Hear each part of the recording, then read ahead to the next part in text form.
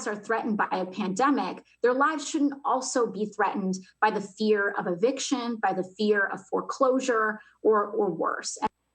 Okay, so is this the answer? Is this the right response? Here to discuss, Fox News contributor and Democratic strategist Richard Fowler and Republican strategist Erin Elmore. Erin, we're seeing you for a second time this morning. Welcome back. Thank you. Good to see you both. Richard, I'll start with you. What do you think about this? Because it's fair to say that a lot of people can't, pay their rent or their mortgage the first of the month right now. A lot of people do need help. What do you think is the answer? Well, this will be the second month that we've gone since the coronavirus that folks would have had to pay rent. And I think this creates a real problem for a lot of renters all across the country. But let me be very clear.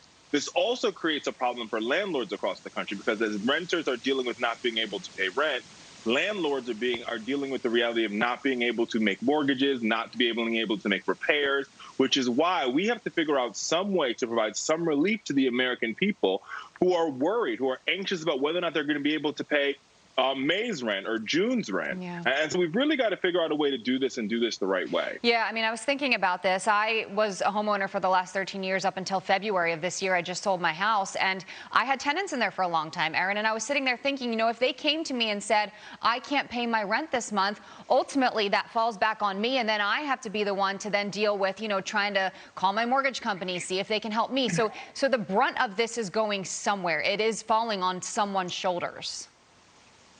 Right. I don't think AOC realizes that we're not dealing with big banks here. We're dealing with landlords, and they need to pay their bills and they need to feed their families. I couldn't agree with Mr. Fowler more, which probably doesn't happen that often, although I like him very much. AOC, although she's an environmentalist, I think she believes that money grows on trees, because everyone has obligations right now. Look, we have 30.3 million Americans out of work in the last 6 weeks. There is a tragedy going on here. There is a crisis in America, and her ideas don't seem to have any solutions and are not grounded in reality in any way whatsoever. Richard, over to you. I think we do a deferral. We can't cancel, because where is that money going to come from? If you made the obligation to pay something, you owe that money, and that's just the American way. Defer it for 6 months. I'm totally okay with that. It's unfair to the people that already paid for their college. When you spend money, you got to pay it back. Go ahead, Richard, real quick, 10 seconds. Say this. So what we're seeing is with the paycheck protection loans, right? If companies are actually paying workers, their loans are forgiven by the federal government. Why not extend that same benefit to the American people and the millions of them that have student loan debt? This is about pumping our economy, and this is a Democrat and a Republican problem. It's an American problem. The student loan debt crisis is real, and we can solve it slowly by doing just this one measure. Well, a lot of things are real right now for a lot of people. We have so many millions of people out of jobs right now, and so we're all just trying to find the answers at the same time. Richard and Erin, thank you so much for joining us. We appreciate it.